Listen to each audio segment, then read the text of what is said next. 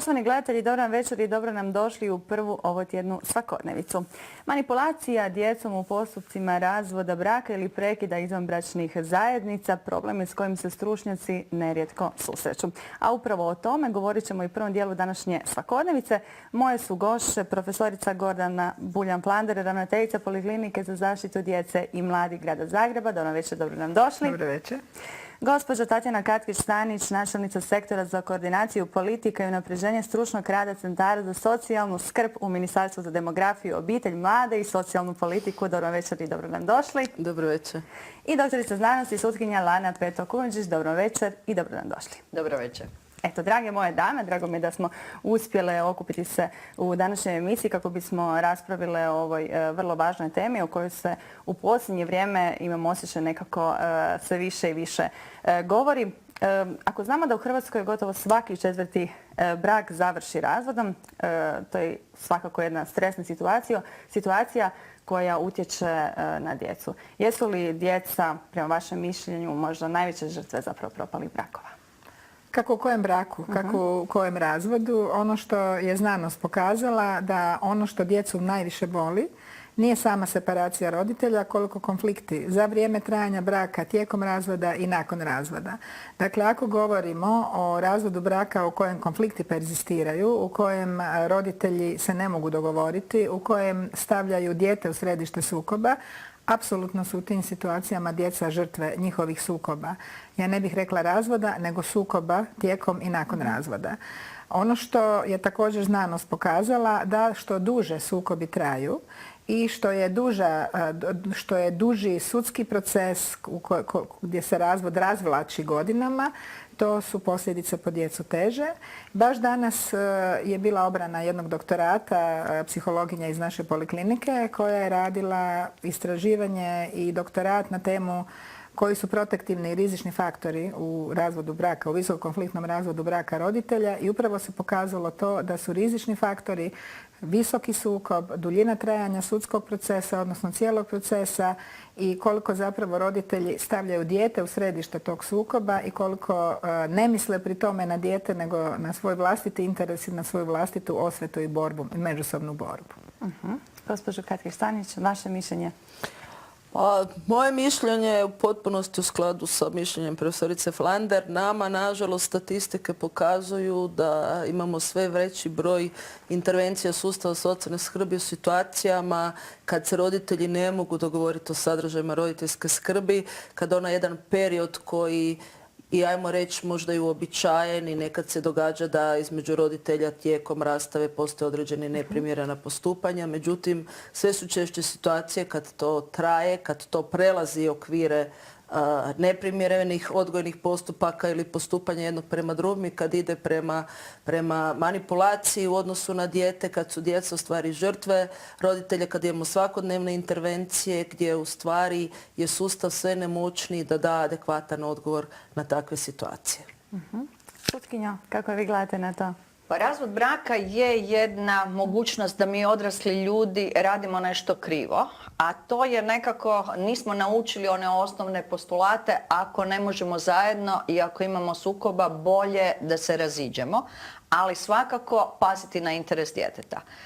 Jako se slažem da je važno koliko će trajati jedan kazneni postupak ili postupak razvoda braka ili određivanje s kim će dijete živjeti, kakav će biti kontakt sa tim djetetom, onog drugog roditelja koji ne živi s njim, ali ako smo brzi, ako smo svi složni, ja bih rekla kao stručnjaci, dakle psiholog, pravnik, centar za socijalnu skrb, radimo u interesu djeteta onog trenutka kada vidimo da kreće nekakav problem u određenoj obitelji. Ja ne bih tu dirala u obitelji gdje se svi mogu sve dogovoriti i gdje imamo razumne bivše partnere koji razumiju kako će dalje nastaviti živjeti sa tim da će biti roditelji svojoj djeci. Nego govorimo o tome gdje partnerski odnosi nisu razriješeni, gdje imamo problem i konflikt među njima. Tu tada mi preuzimamo određenu funkciju, a to je da zaštitimo dijete. Ako mogu dodati, vrlo su interesantni rezultati upravo ovog doktorata koji, ja sam bila mentorica pa znam cijeli doktorat, da kod djece anksioznost, depresivnost i psihotraumatizacija raste iz godine u godinu što razvod duže traje, što konflikt duže traje, što sudski proces duže traje, smanjuje se i školski uspjeh iz godine u godinu, što sve to skupa duže traje. I zato bi nam trebao biti osnovni cilj, ovo što kaže gospođa sudac, da se svi u sustavu uskladimo, da svi međusobno surađujemo, da čim prije to stane, da čim prije bude gotovo i da dijete dobije neki red i da dijete ne živi u ratnoj zoni godinama.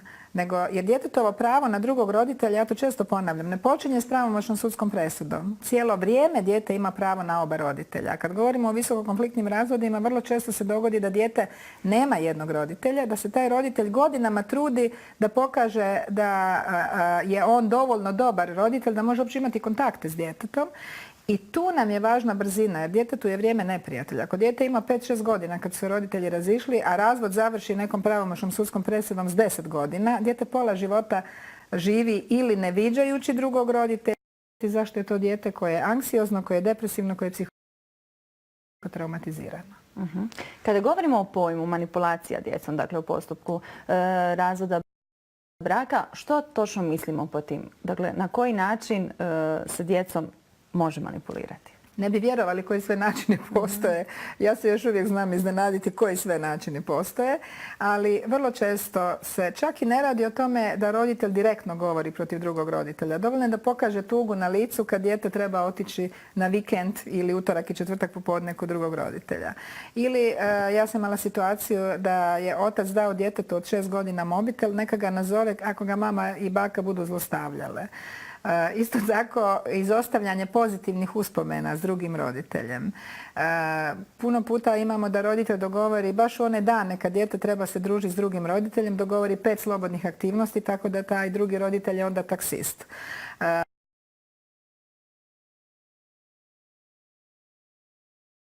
Ne govori pred djetetu protiv drugog roditelja, ali govori pred bakama, djedovima, a dijete čuje. Jako je puno suptilnih načina manipulacije. Dakle, manipulacija može biti aktivna. Ne dam ti, ne dozvolim ti, mama ili tata su ti loši, mama ili tata su ti našli drugoga ili drugu, on je ili ona su nas ostavili. Tako da mi imamo često djecu koja toliko budu stopljena s tim jednim roditeljem kojemu se priklone, da više nema ja, nego mi. Kad ja pitam to dijete koje mi dođe što bi ti najradije željela, ja bih najviše željela da nas tata ili mama ostavi na miru. Mene i tog roditelja. I ono što je naprosto kontraintuitivno, ljudi često misle ako je dijete izabralo jednog roditelja s kojim želi živjeti i ima puno protiv onog drugog roditelja, sigurno je izabralo boljeg roditelja.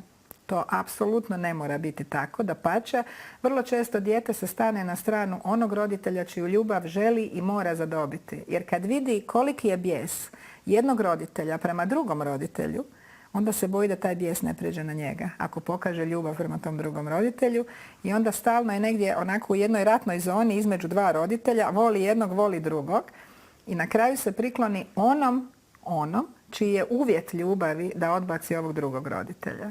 I to je ljudima koji ne znaju, koji ne prate znanstvena istraživanja s tog područja, koji ne rade s tom djecom, bude neobično i bude im apsolutno nerazumljivo i neshvatljivo kako je moguće da se dijete stane na stranu lošijeg roditelja. Vrlo često je upravo to slučaj. I zato je važna rana identifikacija, odnosno intervencija, kako bi spriječile se neke posljedice, ali tako? Evo, upravo zbog situacije da su neke naša istraživanja pokazala da u stvari cijela procedura do nekog pokretanja postupka vještačenja najčešće u poliklinici gotovo traje 4 godine, što je nama za dijete nepovratan gubitak. Mi smo u zadnjih godinu dana u suradnji s UNICEF-om pokrenuli standardizaciju jednog novog trijažnog instrumenta, procjenu psihosocijalne dobrobiti djece u situacijama konfliktnog i razdvojenog roditeljstva koji će stručnjacima u centrima za socijalnu skrb pomoći da u stvari procijene te rane rizike kako bi u stvari adekvatnim mjerama i intervencijama spriječili daljnju manipulaciju i zlostavljanje, emocionalno zlostavljanje djeteta. Kako nam tu pravosuđe može pomoći? Tu se ne radi samo o razvodu braka i određivanju s kim će dijete živjeti i kako će biti ti kontakti sa djetetom. Tu se radi već i o kaznenim djelima. Kaznenim djelima koja su, recimo ako je privremena mjera, ako privremenom mjerom kažemo da se treba viđati sa drugim roditeljem u toliko vrijeme, ovaj roditelj to sprječava, to je sprječavanje na izvršenje sudske odluke. I to je kazneno djelo. To je ujedno i povreda djetetovih prava koja može biti u odnosu na kaznena djela koja su povreda djetetovih prava koja govore o tome da zanemarujemo njegovo pravo na drugog roditelja, odnosno emocionalno zlostavljamo to dijete na način da mu ne dajemo priliku da ima drugog roditelja. Dakle, manipulacija djecom u postupcima razvoda braka ili prekida izvanbračnih zajednica, tema je o kojoj govorimo večeras u prvom dijelu današnje svakodnevice. Prije pauze razgovarali smo o tome kako je to dakle, izravna povreda djetetovih prava. Kazneno djelo povrede djetetovih prava može biti zlostava, emocionalna zlostava djeteta. Emocionalno zlostaviti dijete znači da mu ne omogućavaš da ima onog drugog roditelja. I to je vrlo jasna poruka koja treba biti rečena i u kaznenom postupku. Nekada se libimo kada kažemo zašto bi nekoga kazneno prijavili. Upravo zato da mu damo do znanja da je to toliko pogrešno ponašanje da ga je zakonodavac propisao da je kazneno djelo. No, jesu li roditelji uvijek svjesni toga? Imam osjećaj da puno puta oni misle da zapravo ne čine nikakvu štetu svojoj djeci, da na taj način možda im čine i nekakvu uslugu, a zapravo rade totalno krivo. Kod ovih kaznenih djela ova namjera da li mora imati svijest oko toga da li povređuje djetetovo prava, to bi bilo gotovo dužnost svakog roditelja da nekakve emocionalne odnose između bivših partnera ne stavlja na prvo mjesto i da doista mora znati da sa nekim postupcima povređuje svoje dijete. Čak i ne hoteći da ga povrijedi. On ne razmišlja tada o djetetu, ali ga stavlja u takav niski plan svog uopće razmišljanja o tome gdje se on nalazi u tom trenutku, je li on prisutan kada on viče na svog partnera, je li prisutan ako se još nešto dešava u tim odnosima, je li prisutan na način kada govori svom roditelju ili nekom drugom rodbini vrlo ružno o bivšem partneru, dakle o ocu ili o majci djeteta i to pred njim, a da, velim, ne libeći se toga da zna da se to dijete nalazi u istom stanu, u istoj kući, u istom prostoru. Dakle, mi kao roditelji, nažalost, onog trena, nažalost ili na sreću, kada smo dobili dijete, dobili smo jednu veliku odgovornost. A ta velika odgovornost je da u svakom trenutku znamo gdje se dijete nalazi i kako se pred njim ponašamo. Profesorica Buljan-Flander. Evo ja, s obzirom da se susrećem svakodnevno ili skoro svakodnevno s djecom iz visoko konfliktnih razvoda, vrlo često sam znala doživjeti da mi djeca kažu kad se roditelji svađaju, osjećam kao da ne mare za mene. Neka djeca su rekla, željela bih ili želio sam da moji roditelji vole više mene nego što mrze jedno drugo. Zar to nije pretužno? Sutkinja je govorila o tome da roditelji možda nekad i ne znaju što rade. Ali ja ću opet reći svog stvarno dugogodišnjeg kliničkog iskustva. Mnogi roditelji kad ih upozorimo što rade i kad pokušavamo raditi s njima, toliko su nedostupni uvidu, toliko ne vide dijete jer su toliko preokupirani sobom i vlastitim konfliktom da im je njihov konflikt puno važniji nego to njihovo dijete. I u takvim situacijama nam je potrebna suradnja sa sustavom, sa socijalnim radom, sa sudom. Jer ako poliklinika ili neka druga zdravstvena ustanova napiše nalaz, uoči da se to događa, socijalna skrb uoči da se to događa, napišu svoje mišljenje. I ako to sad pravosuđe ne odradi brzo, nego sve stoji, dijete živi u emocionalno zlostavljajućoj situaciji, kao što je sutkinja rekla, to je emocionalno zlostavljanje. I to je jedna nova tema. I ljudi često misle, a šta je tu emocionalno zlostavljanje, dijete ne viđa tatu ili mamu, pa što ima veze, neka odustane ovaj drugi roditelj. Često sam čula da su roditeljima ljudi rekli odustani pa kad dijete bude imalo 18 doći će samo. Možda neće, možda hoće, ali zašto bi mi djetetu uskratili da ima oba roditelja? Jer djetetova je normalna potreba i djetetovo pravo da ima oba roditelja. Znači zadatak je sustava, ako jedan roditelj bilo svjesno ili nesvjesno manipulira, da zaštitimo dijete. A reći ću vam da je još gore ako je nesvjesno jer je nedostupan uvidu. I onda oni odlaze od jednog stručnjaka, idu drugom, da bi poništili nalaz onog prvog. Pa ako mu drugi ne da, ide trećem. Ako mu ne da treći, ide četvrtom. I mi imamo jedan značajan broj slučajeva lažnih optužbi za zlostavljanje. Lažnih optužbi za seksualno zlostavljanje. Dakle, roditelji se ne libe ni toga. Da proglasiš oca djetetovo koji nije zlostavljač seksualnim zlostavljačem ili očevi majčinog novog partnera seksualnim zlostavljačem. I to je zapravo strašno kad vidite koliko ti roditelji tu djecu ne vide i koje su mogućnosti da to dijete poslije ima psihijatrijske ili razne poremećaje, jer neće ih imati sa 5, 6, 7, 8 možda, ali će ih imati u adolescenciji. I onda ćemo se pitati gdje smo bili prije, ako nismo tu djecu zaštitili od njihovih vlastitih roditelja. Evo, o tome ćemo malo kasnije, baš o tim posljedicama. Kako se nositi s takvim stvarima na terenu? Pa evo, mi zaista svjesni cjelokupne situacije nastojimo osnažiti stručnjake, prvenstveno ovo što smo rekli, da prepoznaju te situacije, da imaju usmjerene intervencije, da mjere obiteljsko-pravne zaštite koji su u nadležnosti sustava socijalne skrbi od onih upozorenja pa do mjere intenzivne stručne pomoći i nadzora se ciljano rade i budu usmjerene na takve obitelji, na takve roditelje kako bismo pokušali spriječiti u stvari tu manipulaciju i kako bismo zaštitili dijete u određenim situacijama. Najčešće same mjere do sad nisu davale rezultate na način na koji smo mi očekivali. Sad je cijela intervencija sustava usmjerena na to da se upravo radi na drugačiji način s takvim roditeljima, da takvi roditelji koliko ikako moguće dobiju uvid, a da s druge strane kroz ovu intenzivnu suradnju sa sustavom pravosuđa, kroz mijenjanje sudskih odluka, kroz nalaženje boljih rješenja, u stvari ukažemo roditelju koji je manipulator da je takvo ponašanje neprihvatljivo i na štetu djeteta. Ali ako smijem dodati, ali ako roditelj je nedostupan uvidu struke i ako roditelj zapravo okrene onda bijes prema stručnjaku i prema struci, naravno da onda vidimo da taj roditelj neće se popraviti, onda mi ne možemo ništa. Onda ne može psiholog, onda ne može socijalni radnik i opet se vraćam na to da treba državno odvjetništvo, ako prijavimo emocionalno zlostavljanje, državno odvjetništvo reagirati, da treba sudstvo reagirati, jer neki roditelji funkcioniraju isključivo pod pritiskom sustava.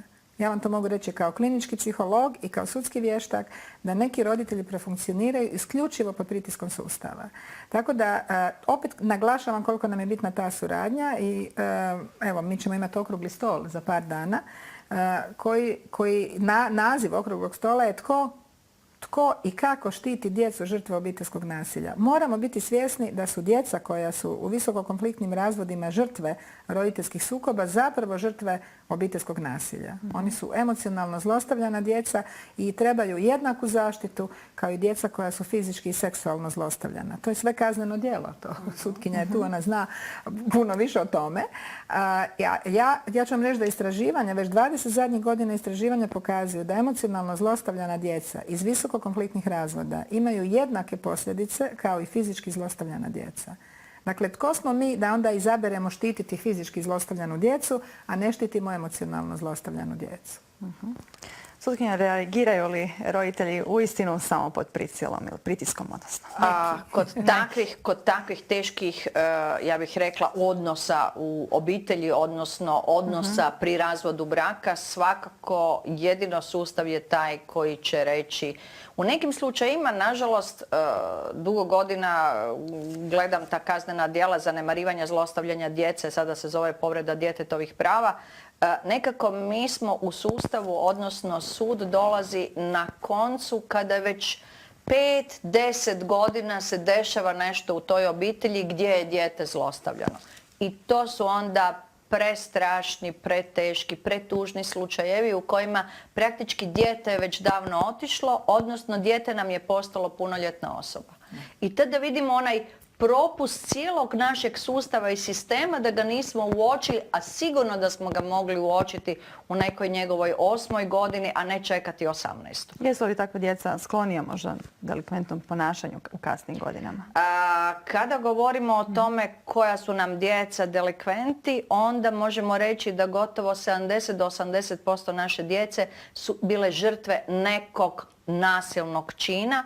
najčešće onoga u obitelji. Moguće je da budu nasilna u odnosu u školskoj sredini, u sredini gdje žive, ali najčešće su u stvari nasilje doživjeli u svom vlastitom domu.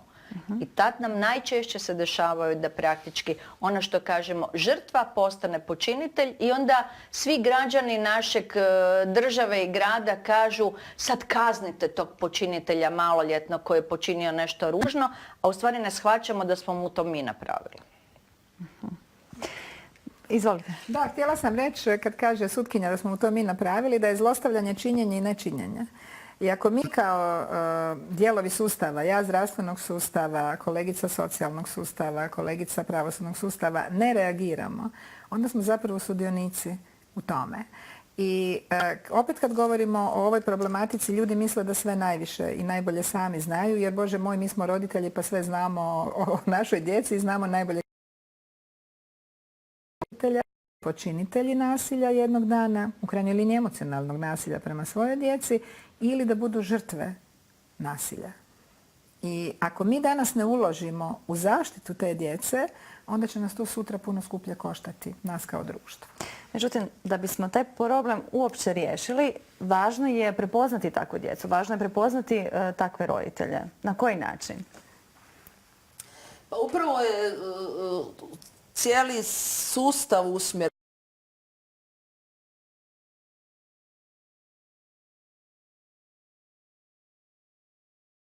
Ne govorim sad samo o sustavu socijalne skrbi, nego svih sustava na to prepoznavanje. Jer nam se čini da kroz iskustva, recimo sustav socijalne skrbi imamo gotovo 5000 intervencija. Imamo 88 postupaka koji su pokrenuti u slučaju emocionalnog zlostavljanja nad djecom i velik dio tih postupaka je u odbačaju, postupci nisu pokrenuti. Što ukazuje da niti sustav socijalne skrbi, niti sustav zdravstva, a niti poslije sustav pravosuđa još ne prepoznaju u dovoljnoj mjeri što je emocionalno nasilje nad djecom, na koji način ga možemo suzbiti, na koji način svaki od nas može u svom dijelu odgovornosti napraviti da se što prije prepoznaju rizici za djecu i da se što prije pravovremeno reagira. I zato je u stvari cijeli jedan paket mjera intervencije usmjeren upravo na senzibilizaciju stručnjaka, na edukaciju stručnjaka, na prepoznavanje tih rizika, na instrumentari kojim će se doći do prepoznavanja rizika i onda Gledišta, kako ih prepoznati? Pa zapravo je nekad i teško prepoznati jer manipulativni roditelj vuče i struku u manipulaciju, ali kao što je govorila načelnica, jako je važna edukacija stručnjaka, jer ovo je jedno novo područje. To što sam ja završila psihologiju ne znači da ću to znati prepoznati, jer to nismo učili na fakultetu. Da se nismo dalje specijalizirali, educirali u tom području, naravno da ne bi toliko o tome znali. Znači, svakako je potrebna edukacija stručnjaka, potrebno je znati koja su manipulativna ponašanja roditelja, potrebno je znati razgovarati s djetetom. Jer dijete će vam doći, ako je izmanipulirano, meni vrlo često dođe dijete od 5-6 godina i kaže ja sam tebi došla reći da ja želim živjeti s mamom ili s tatom, svejedno, i da baš nikad ne želim vidjeti tatu ili mamu tog drugog roditelja, jer ja znam da me nikad nije voljela mama ili volio tata, ili tata me je tukao ili mama me je tukla dok sam još bila u trbuhu. I toga se ja sama sjećam, to mi nitko nije rekao. Dakle, dijete dođe inducirano. I sad ako ćemo mi poštivati članak 12, a poštujemo, Konvencije o pravima djeteta, koji kaže da dijete ima pravo na svoje mišljenje, i ako nećemo znati da dijete ima pravo na svoje mišljenje, ali mi odrasli smo ti koji ćemo to mišljenje staviti u neki kontekst i vidjeti je li to njegovo mišljenje ili je to mišljenje manipulativnog roditelja. Mi odrasli smo ti koji ćemo vidjeti je li njegovo mišljenje i u njegovom najboljem interesu. Je li dijete koje ima 7-8 godina i kaže ja ne želim ići na pregled jer imam upalu pluća, hoćemo li ga poslušati? Ja ne želim ići u školu jer sutra imam test, hoćemo li ga poslušati? Znači, opet je važno znati i u krajnjoj liniji i sve konvencije i na koji način ih primjenjivati. Važno je znati razvojnu i dječju psihologiju. Važno je znati koja su manipulativna ponašanja, koja su štetna. Jer, kažem vam, vrlo često to djeluje kontraintuitivno. Ljudi se bune kad mi kažemo nezdravo je da je dijete sasvim stopljeno s roditeljem, da nema svoje mišljenje, da nema svoje potrebe i da nema svoje želje. To sa strane može izgledati, pogledaj kako je to dijete divno, ono poštuje svoju mamu ili svog tatu, a kako lijepo isto je ko mama ili isto je ko tata, a zapravo mi psiholozi, psihijatri, socijalni radnici, suci koji se time bave, znamo da je apsolutno nezdravo da dijete nema sebe, da nema svoje osjećaje, da nema svoje potrebe, da zapravo je toliko stopljeno s jednim roditeljem da živi samo život tog roditelja. To dijete sutra neće znati prepoznati, iako će ga partner zlostavljati, neće znati reagirati, neće se moći zaštititi, neće znati prepoznati svoje emocije, neće znati izraziti svoje emocije. I to je zapravo vrlo, vrlo rizično za razvoj psihijatrijskih poremećaja. To naravno onaj koji nije stručnjak ne zna, ali i stručnjaci koji nisu se educirali u tom smjeru može im promaknuti da to ne prepoznaju. Tako da mislim da je jako, jako važna edukacija jer je ovo jedan gorući problem. Ja vam mogu reći, s obzirom da sam na mnogim europskim projektima i kao ekspert Vijeća Europe sam išla i po drugim zemljama i educirala i bila u edukacijama. Ovo je apsolutno veliki, veliki problem u cijelom svijetu. Bila sam u Mađarskoj prošli tjedan, isto edukaciju raditi o forenzičkom intervjuu. Puno ih je više zanimala manipulacija djecom u visokokonfliktnim razvodima, jer ljudi koji rade u socijali, u zdravstvu, u pravosuđu, zaista preplavljeni su tom problematikom. Kada govorimo o visokokonfliktnim razvodima, što mislimo točno po tim pojmom? Mislimo da se bivši bračni drugovi, odnosno bivši partneri ne mogu dogovoriti ni oko čega.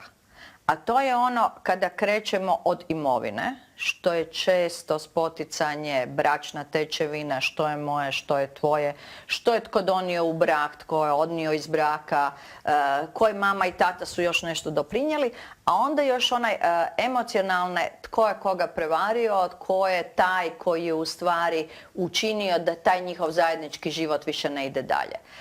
Nekako u onom osnovnom problemu visokokonfliktnog je da nema dogovora i nema realnosti jednog i drugog partnera koji će se dogovoriti barem oko osnovnih stvari.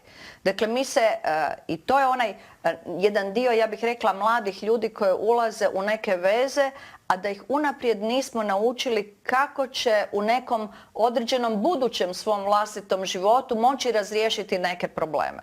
Neki problemi se nikad neće razriješiti, ali neki se moraju, barem minimalno, ja bih rekla oni minimalni standardi koji moraju biti civilizatorni, a to je da se možemo dogovoriti tko će prvi otići, na koji način, kako će to biti, što će iza toga slijediti, kuda idemo dalje. Čak i ako se ne možemo dogovoriti da li je ova jabuka moja ili tvoja, ajmo reći, naći ćemo nekog trećeg koji će reći kako ćemo podijeliti ovu jabuku, ali s druge strane cijelo vrijeme imati na umu ako je to brak u kojem imamo dijete ili djecu, da su oni broj jedan.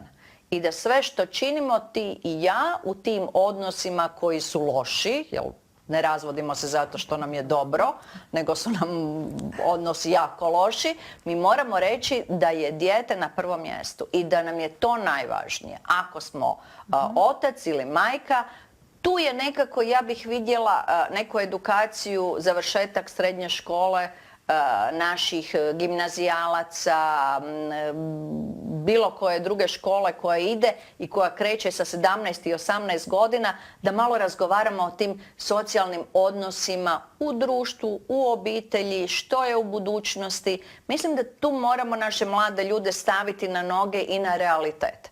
Dakle, ne vidjeti nekog princa na bijelom konju, nisu nam serije te koje će nam dati neke, što mene povremeno užasavaju, recepte kako se postaviti u budućem životu, ili recimo serije koje donose ja ću te ubiti, ti me mrziš ili ne mrziš. Dakle, te grozne stvari koje mladi čovjek, ja bih rekao, još ne zreo, ali s onim dijelom da nikada ne vidim neke programe, ove naše programe srednjoškolaca da bismo imali, da bismo ih stasali do nekakve 18. godine, da im damo onih minimum osnova koje bi trebali očekivati u svom budućem životu. Ali posebno za stručnjake. Ja mislim da treba i za stručnjake, jer i stručnjaci koji će se baviti sutra djecom bi trebali imati takve kolegije na fakultetu, jer radili smo istraživanje koliko stručnjaci prepoznaju i znaju da je recimo tući djecu zabranjeno u Hrvatskoj.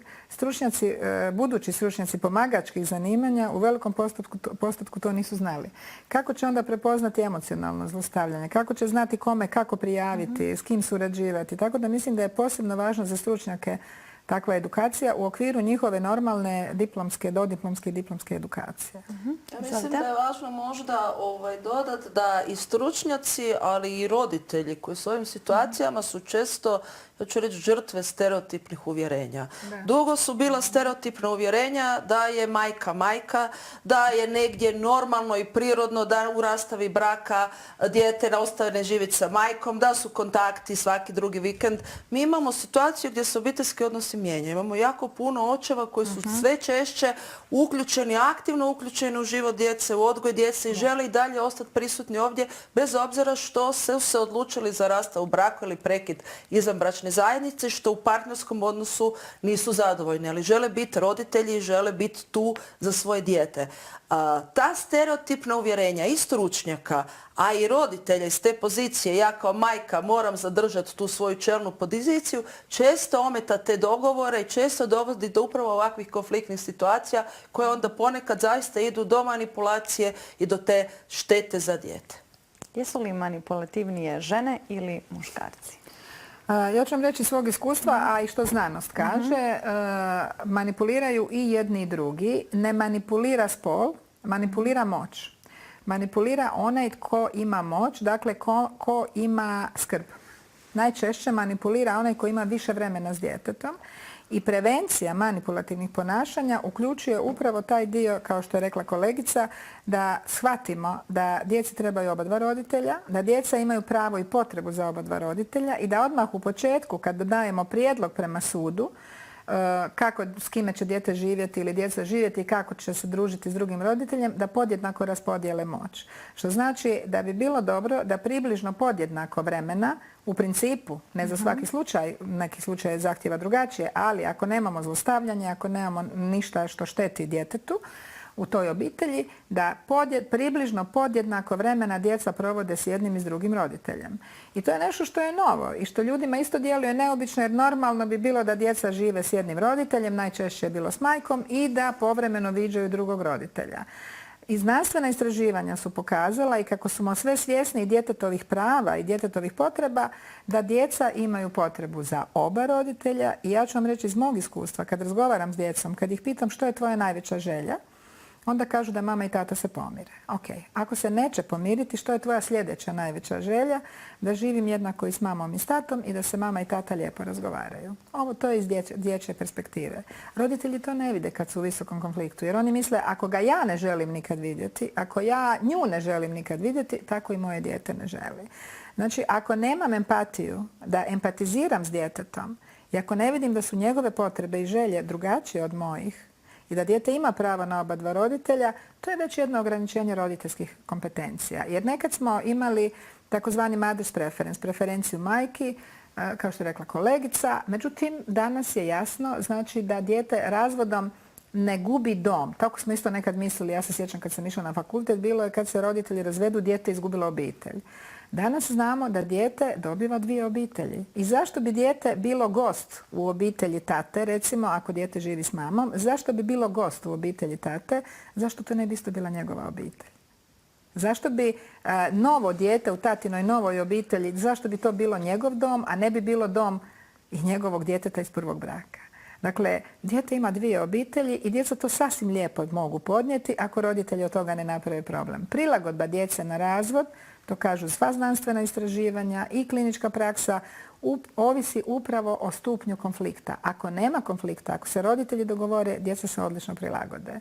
Ali roditeljski konflikt je onaj koji zapravo ometa dječju prilagodbu na razvod i dovodi, kao što sam vam rekla, što je i današnji doktorat pokazao. Ja sam jako sretna da naša poliklinika ne bavi se samo kliničkom praksom, nego i znanstvenim istraživanjima na ovom području.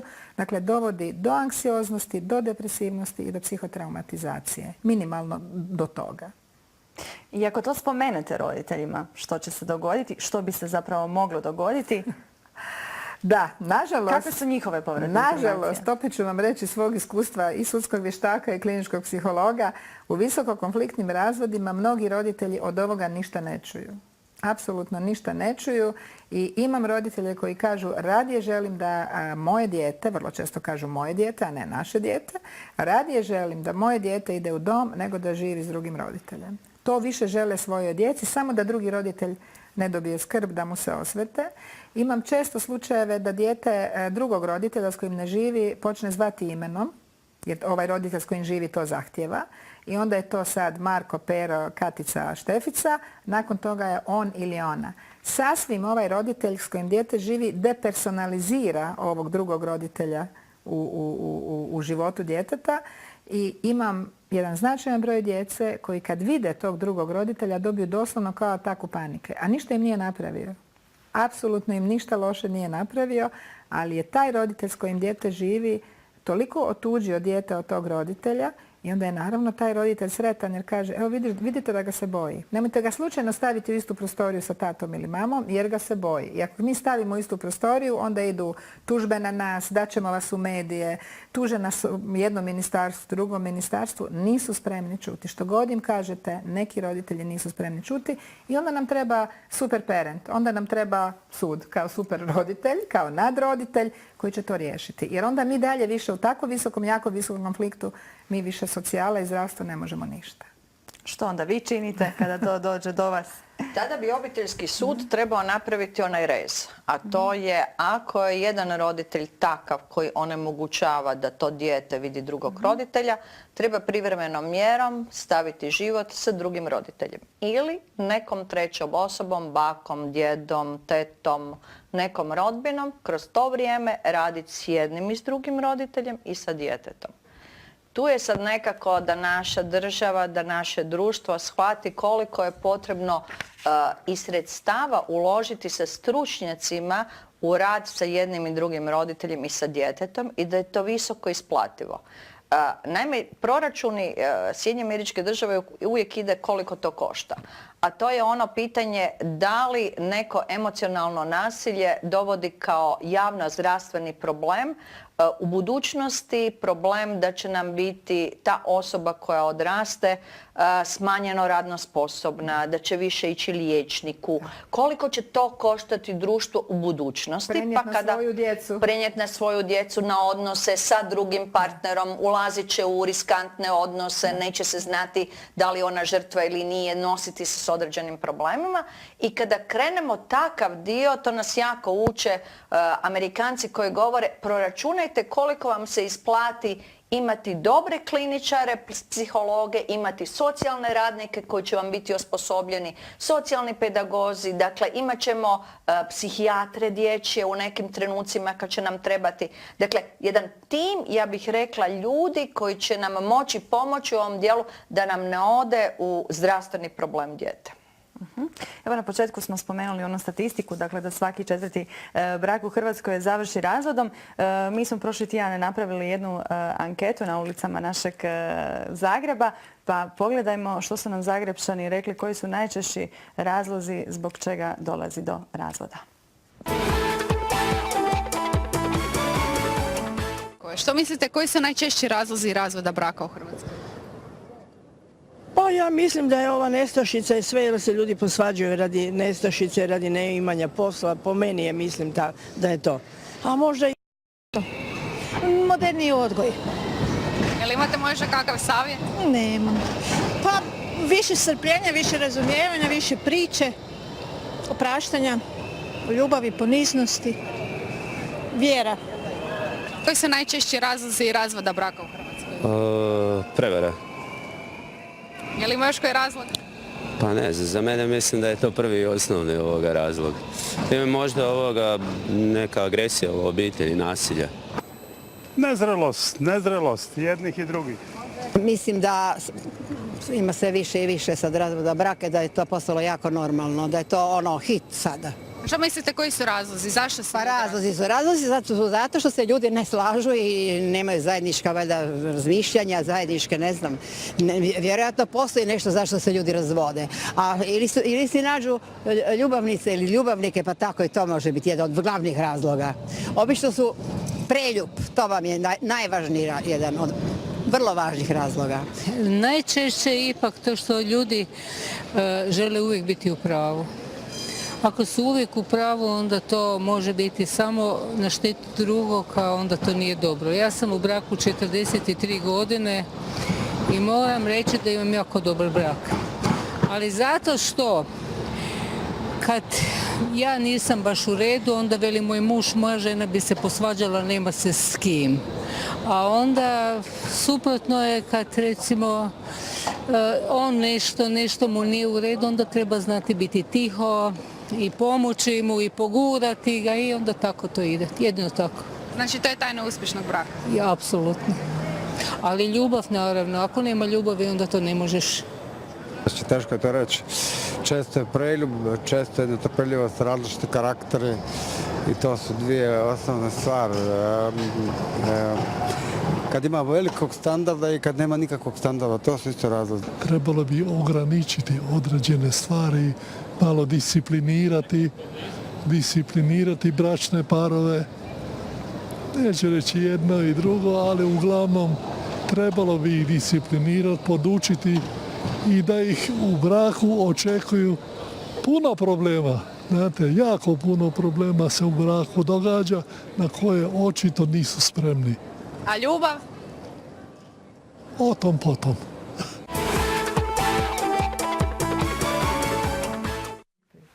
Evo nas natrag. Evo gospodin ovaj zadnji je rekao je li ljubav ključna, pa je rekao o tom potom. Naveli su tu i financije i tehnologiju čak i emancipaciju žene, moderni odgoj. Sutkinja, što biste vi rekli? Ne bih ušla, ne znam, o istraživanjima koji bi bio najveći razlog za razvod braka, ali mi se čini jako važnim reći da bez obzira zašto se mladi ljudi koji imaju djecu razvode, da opet govorim sa onog aspekta prava djeteta, dijete je na prvom mjestu. Dakle, bez obzira koji je razlog, je li preljub, je li ekonomska situacija, je li je neslaganje karaktera, je li su otkrili da svak voli neka drugačija područja i ne može biti s tim područjima sa drugim partnerom, ali u svim ovim dijelovima da svakako imaju na umu da je njihovo dijete. Bez obzira na kakve razmirice na početku se desilo ili na kraju njihovog, ja bih rekla, nekakvog životnog puta u kojem su odredili da neće više zajedno živjeti. To što ne žive zajedno ne znači, vidjeli smo i par dobrih primjera javnih ličnosti što mi se jako sviđa, da promoviraju i nakon razvoda braka mi smo dobri roditelji. Mislim da je to važna poruka. Dakle, vidimo javne ličnosti kako drže dijete, svaka drži za jednu rukicu, šeću po nekakvom, ne znam, čak trgu glavnom u Zagrebu i govore o tome, bez obzira što više nismo zajedno u braku, mi smo još uvijek roditelji tom djetetu. I to bi trebalo biti poruka. Ja bih spomenula istraživanje jedno veliko-britansko, dakle provedeno na 2000 odraslih i 350 djece rastavljenih roditelja u dobi od 10 do 15 godina. Dakle, djeca su izjavila da im je draži dobar razvod lošeg braka njihovih roditelja nego nastavak života u konfliktnoj vezi. Čak 80% djece reklo je da je zadovoljnije svojim obiteljskim životom nakon razvoda roditelja, a glavni je razlog bio prestanak stalnih roditeljskih svađa i prepucavanja.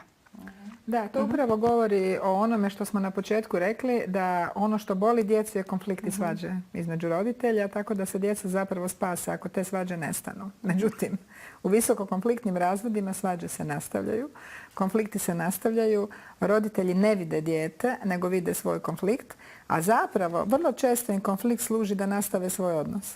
Nisu spremni završiti psihološki svoj odnos. Oni su se fizički razišli, ali konflikt im služi da nastave biti u odnosu i pri tome ne vide djecu i ne misle na djecu.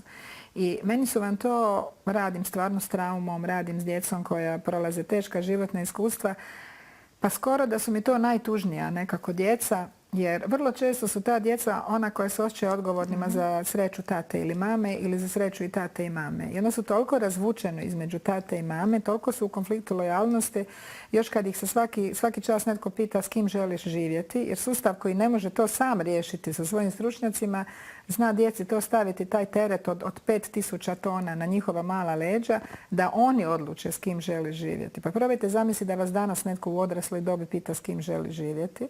Dakle, opet se događa da ono što mi odrasli ne možemo riješiti stavimo djeci na leđa, a dati djetetu taj teški teret i dati djetetu teret da učini roditelje sretnima ili jednog roditelja sretnim, to je stvarno nemoguća misija jer nikad ne može dijete učiniti umjesto partnera roditelja sretnim. I onda imamo djecu koja su takozvana uroditeljena djeca, parentificirana djeca koja brinu o roditelju umjesto da roditelj brine o tom djetetu.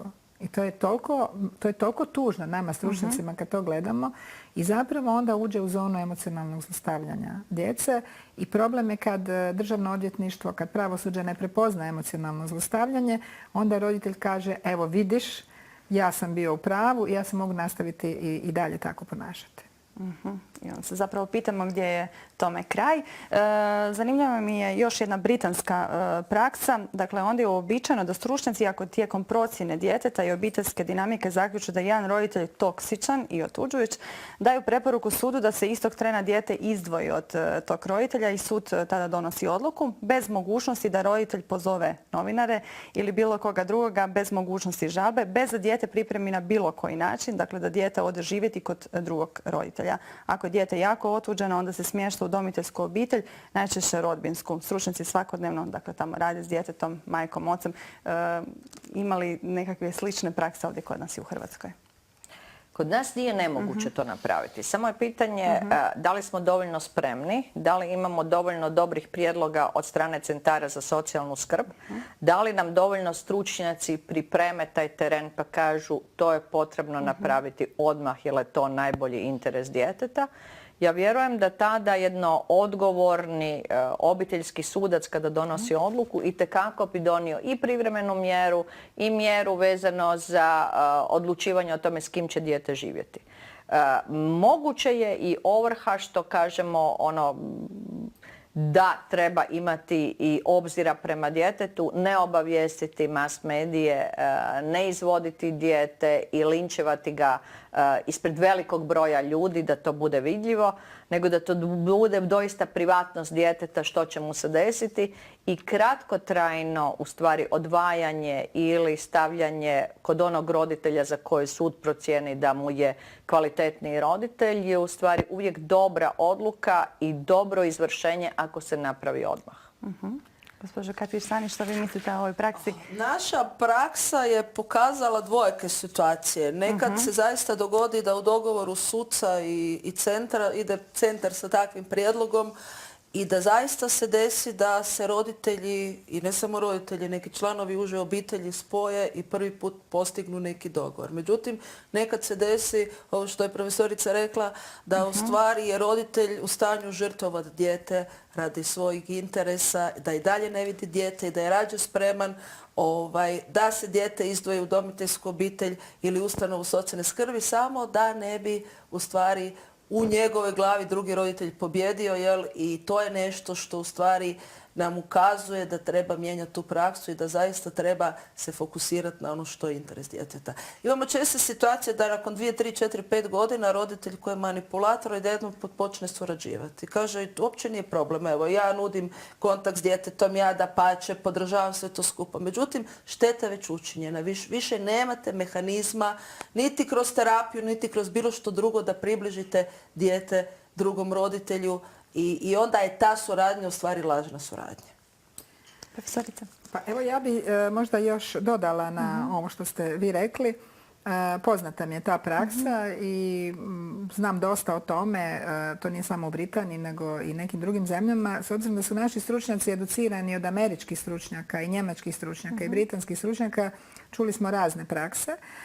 U ovoj situaciji nije cilj da dijete se izdvoji od drugog roditelja pa da sad nema drugog roditelja, pa da opet ima jednog roditelja. Uvijek je cilj da dijete ima oba roditelja i zato stručnjak radi sa roditeljem od kojeg je dijete izdvojeno. On dobiva po sudu zabranu na 3 mjeseca kontakta s tim djetetom, naprosto zato što je toksičan.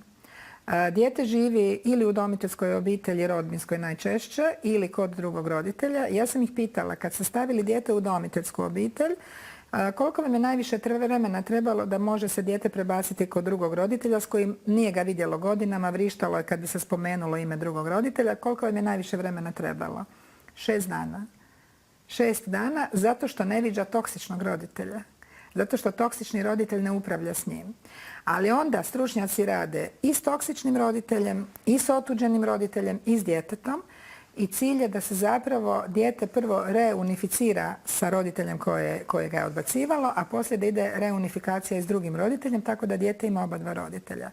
I jako mi se čini da važno da večeras naglasimo da mi ne dodjeljujemo dijete, dodjeljuje se skrb, ali nam je cilj da dijete ima oba roditelja. I ja kad vještačim, jedan od osnovnih kriterija mi je, ako su oba roditelja približno podjednakih roditeljskih kompetencija, jedan od osnovnih kriterija mi je koji roditelj će omogućiti da dijete ima oba roditelja. Jer nam nije cilj da dodijelimo skrb jednom roditelju jer je on taj koji treba sam brinuti o djetetu. Cilj nam je da dijete ima oba roditelja. I mislim da nam to svima treba biti cilj, a roditelji se bore da dokažu da su oni bolji roditelji, bolji ljudi, ne biraju sredstva da dokažu da onaj drugi ne valja. Vrlo često se nama zna dogoditi da dijete da dovedu u polikliniku, djetetu ništa ne fali. Oni bi trebali ići na partnersku terapiju, oni bi trebali ići na neku medijaciju. Dovedu nam dijete zato da dobiju papir na koje misle da će im pisati da su oni bolji roditelji, da bi to iskoristili u svojoj bitci na sudu, da dokažu da onaj drugi ne valja. I onda kad ne dobiju takav nalaz kakav su oni zamislili, onda budu nezadovoljni, jer ti isti roditelji koji se ne bi usudili ulaziti u to kako će netko promijeniti, hoće li automehaničar mijenjati ulje u autu ili će raditi onaj koji nije struka, ili se ne bi usudili ulaziti kako će kirurg raditi operaciju, niti kako će se odčitati nalaz CT-a, vrlo rado ulaze u naše nalaze jer oni misle samim tim što su roditelji, da oni najbolje znaju i ne vide koju štetu rade svom djetetu. I opet se onda vraćam da smo mi ti koji moramo preuzeti odgovornost da zaštitimo to dijete i da to mora biti struka, a ne ulica. To mora biti struka koja to uči, koja to radi, koja ide u škole 20 godina, specijalizira se dodatno. To mora biti struka koja zna što je emocionalno zlostavljanje, koja zna koje su posljedice i koja zna koliko to dijete pati kad živi u takvoj situaciji. Tek malo smo nešto samo spomenuli, bili tu i novinare i medije. Što u slučaju senzacionalističkih naslova u pojedinim medijima, kada se možda ne štiti, ne možda, nego sigurno se ne štite dječje pravo? Kako po tom pitanju postupiti? Prvo i osnovno, privatnost djeteta kada dolazi u medije je jako upitno. Svako dijete koje pogotovo je od nekog roditelja koji je javna ličnost, čim kažemo da javna ličnost ima takvo dijete, recimo muško ili žensko, već smo rekli sve o njemu. Ako smo mu rekli tko mu je otac, tko mu je majka. Dakle, tu smo ga već prozvali. To je onaj dio koji stalno nas zabrinjava kada kažemo emocionalna zlostava, pa još se ne vide posljedice na dijete. Itekako nas struka psihologa i psihijatara uči da ćemo u stvari vidjeti tek to za par godina ili u njegovom vremenu adolescencije kada će i dijete itekako proživljavati ono što mu se dešavalo u nekakvoj niskoj životnoj dobi. Tako da mene silno brine ovi natpisi koji idu sa ugrožavanjem njegove privatnosti. Ja bih rekla gotovo povredom njegovih prava u onom dijelu da on živi svoj život kao dijete i da ne bude ličnost koja je svima na ustima i svima znana. Jer najgore za dijete u odrastanju je nekako da su svi saznali o njegovom životu. O kakvoj mami se radilo, o kakvom tati se radilo. Mislim da je to jedan od velikih problema za dijete kasnije kada bi sebe gledalo kroz nekakvu prizmu što su drugi ljudi mislili o meni. U ovom dijelu mislim da jako puno igrate ulogu vi mediji koji prezentirate, ja bih rekla, i pozitivne sadržaje.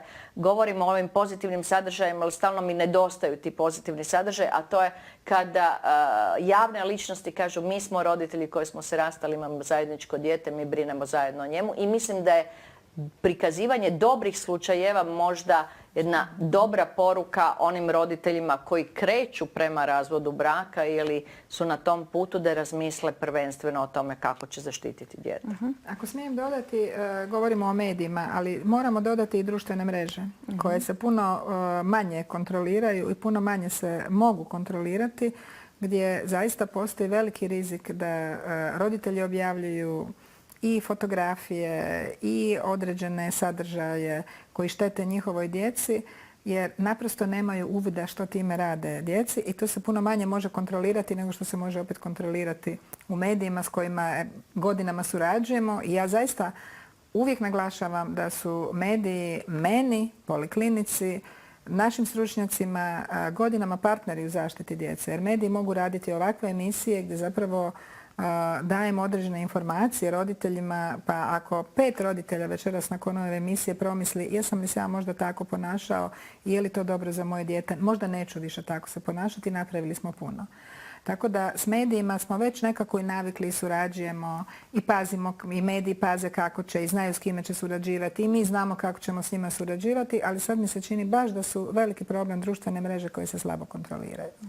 Gospođo Katkir-Stanić, što biste vi po ovom pitanju Da, rekli? ono što je problem možda specifičan sustava socijalne skrbi je što nama nekako u medije uvijek izlaze priče jednog roditelja, jedne strane roditelja koji iz bilo kojih razloga nije u mogućnosti sagledati cijelu situaciju, koji iznosi svoju priču, sustav je to blokiran. Ono što mi obično možemo reći jer štitimo podatke o djetetu i obitelji je da smo napravili sve po zakonu. Za nekog prosječnog građana to znači u stvari da je nešto tu u pozadini i da nije napravljeno onako kako treba. I nažalost u takvim situacijama nama mediji nisu partneri. Zato smo mi negdje pozvali medije da zaista, s druge strane smo imali situacije kada je zaista drugi roditelj se obratio direktno roditelju i rekao ja ne želim iznositi te podatke, ali evo daj vam neke privatne stvari vam iznosim da vidite da stvari nisu crno-bijele i da to što ćete iznijeti priču jednog od roditelja može naštetiti mom djetetu u tim situacijama. Isto imamo pozitivne primjere kad mediji zaista nisu išli sa takvim primjerima. I to je negdje isto zadatak svih nas da se i tu senzibiliziraju mediji, da se govori o tome, da se prati prvenstveno što je u toj situaciji dobro za dijete i da li je takav jedan istup trajna šteta koju će dijete obilježiti, pogotovo u nekoj maloj sredini. To, nažalost, stigli smo do kraja današnje emisije. Ja bih vas još prije nego li odjavim ovaj dio sa Kornjevice zamolila neku vašu poruku, svaka od vas. Evo, sutkinja Kujundžić, vi imate.